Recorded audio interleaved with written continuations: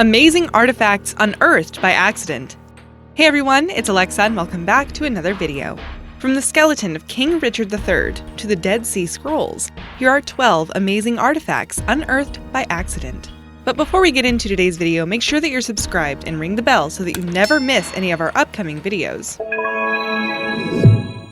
Acambaro figurines. More than 32,000 of these odd little ceramic artifacts were found in 1944 in Acambaro, Mexico. While some people think the figures resemble dinosaurs, other figures are said to resemble peoples from all over the world, including Sumerians, Egyptians, and bearded Europeans. Attempts to date the figures have indicated they were created around 2500 BC, but later analysis indicated the artifacts could have been created around 1940. So far, experts say there is no reliable evidence yet known for defining the works as true ancient artifacts. They were allegedly discovered by a man who was riding his horse when he happened upon the objects.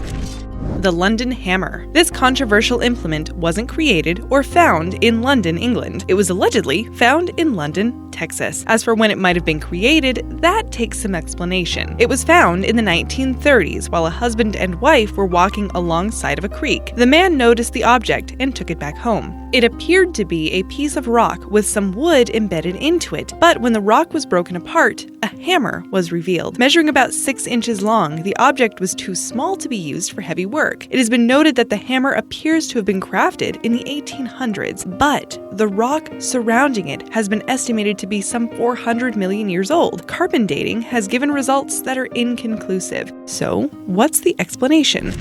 Lady Di, Shinzu. Would you guess that the world's best preserved mummy is found in Egypt? If so, then you'd be wrong because it was actually found in China. Shinzu was known as the Lady of Dai. Her tomb was accidentally discovered by workers who were trying to find an air raid shelter. Experts noticed that her body was wrapped in 20 layers of silk. That was sealed inside 4 coffins that contained charcoal, which were then sealed with clay. That provided an area so watertight that even bacteria couldn't enter. And the result of all that preparation? After more than 2,000 years, the lady's body still had soft skin, flexible limbs, and all of her own hair. Scientists said that even her internal organs remained intact.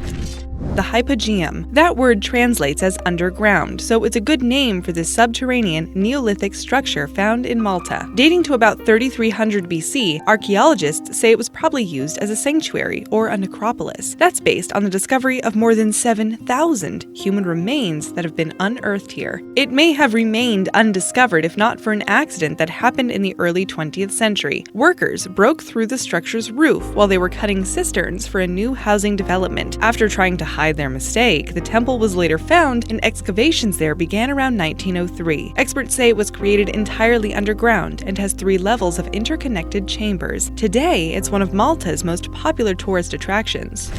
Serdica. Sofia is the present-day capital of Bulgaria, but the city was originally a moderate-sized settlement known as Serdica. Famous historical figures including Alexander the Great and Constantine, the first Christian emperor, had ties to the city. At its apex, Serdica was recognized as a thriving metropolis that displayed the influences of Greek and Roman cultures. Remnants of the city dating to the 4th century AD were discovered in 2012, while engineers were excavating an area of Sofia for a new metro line. Artifacts including Roman mosaics, private bathhouses, and an early sewage system have been unearthed. The ancient ruins have since been transformed into an open-air museum.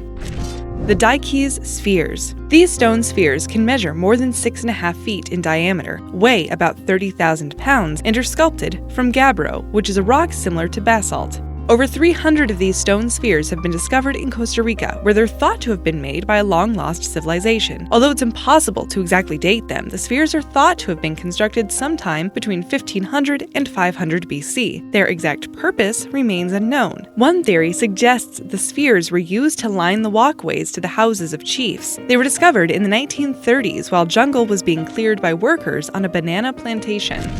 Looking for Richard.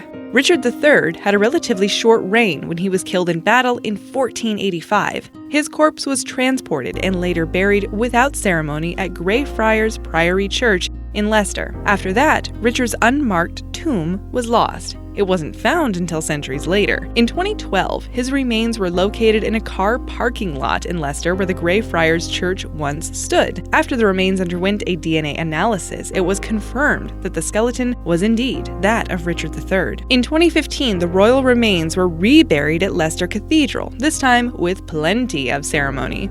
Did you know there was evidence showing that Richard did have a curved spine? But he wasn't as hunchbacked as is depicted in Shakespeare's play. The Antikythera Mechanism. This strange device resembled a lump of fused metal that was discovered in a shipwreck by sponge divers off the Greek coast in 1901. The mysterious archaeological find is a device that features a complex clockwork mechanism made up of at least 30 meshing bronze gears. It was originally regarded as a type of navigational instrument, but it was later identified as an ancient analog computer, an orrery, which is a mechanical model of the solar system. It's thought that the device was used for predicting eclipses and the movements of stars and planets for astrological and calendrical purposes. Researchers theorize the device was created by Greek scientists and has been dated as far back as 205 BC.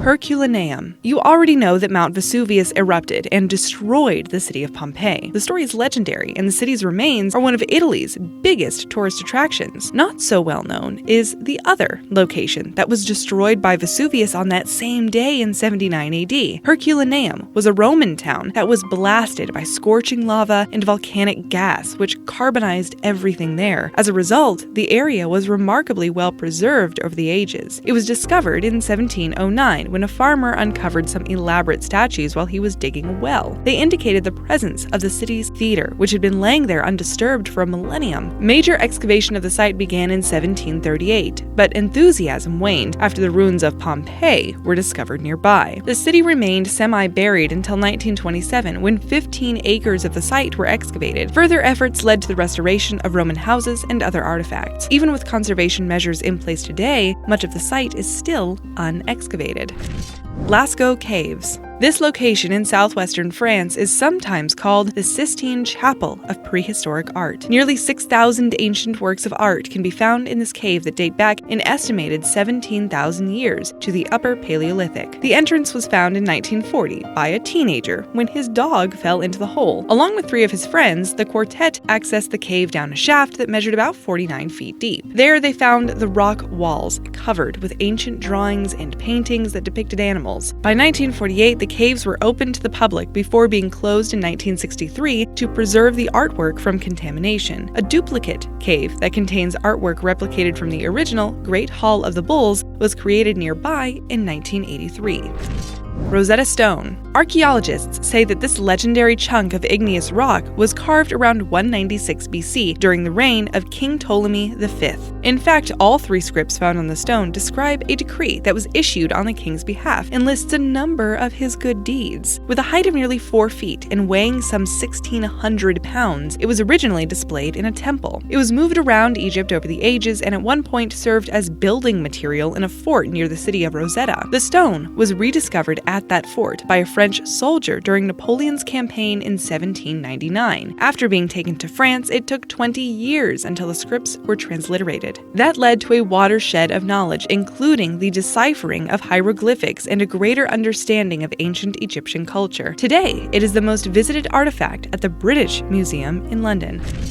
Dead Sea Scrolls. More than 980 of these ancient manuscripts have been found in the Qumran caves of the West Bank near the Dead Sea. They've been dated as far back as the 3rd century BC, so they were waiting there for a long time before being discovered in 1946. That is when a group of young Bedouin shepherds was searching for a lost goat near the city of Jericho. When one of the teenagers tossed a stone into a cave, he heard what sounded like a clay pot shattering. Once inside the cave, the shepherd found 7 jars, each of which contained ancient papyrus scrolls. After being sold to a local antiques dealer for less than $30, the scrolls eventually caught the attention of archaeologists, who verified their authenticity. That led to a frenzy of relic hunting, which yielded one of the 20th century's greatest archaeological discoveries.